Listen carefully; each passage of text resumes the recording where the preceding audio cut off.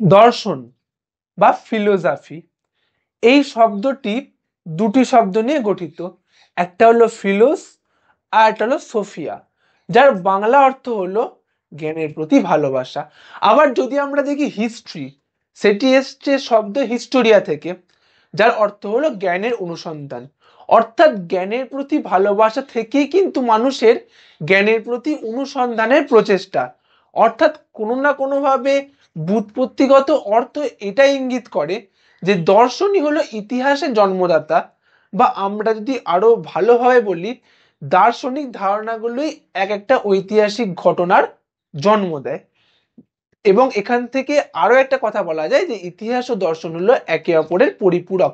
কারণ একদিকে ইতিহাস যেমন আমাদের সমাজের বিবর্তন, সমাজে চলতে থাকা প্রতিটা ঘটনা এবং পরিবর্তনের কথা বলে, তেমনি দর্শন বলে যে এই সমস্ত ঘটনার পিছনে কি নৈতিকতা রয়েছে, কি মানবতা, কিংবা কি ধরনের চিন্তা বা যৌক্তিক দিক আছে, যেগুলোর জন্য যে কোনো ঘটনা আসলে আশ্রয় নেয় আমাদের বাস্তব জীবনে।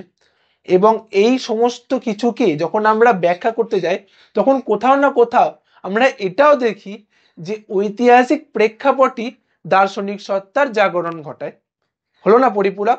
যেমন এনলাইটেনমেন্টের যুগে লক, বেনথাম, মন্তেস্কু, রুশো, ভলতেয়ারের মতো এই সমস্ত দার্শনিকরাই প্রথম পুরা রাজতন্ত্রকে চ্যালেঞ্জ করে বলে যে রাজতন্ত্রের ঊর্ধ্বেও রয়েছে মানবতাবাদ, গণতন্ত্র এবং মানবাধিকারের আজ্ঞা।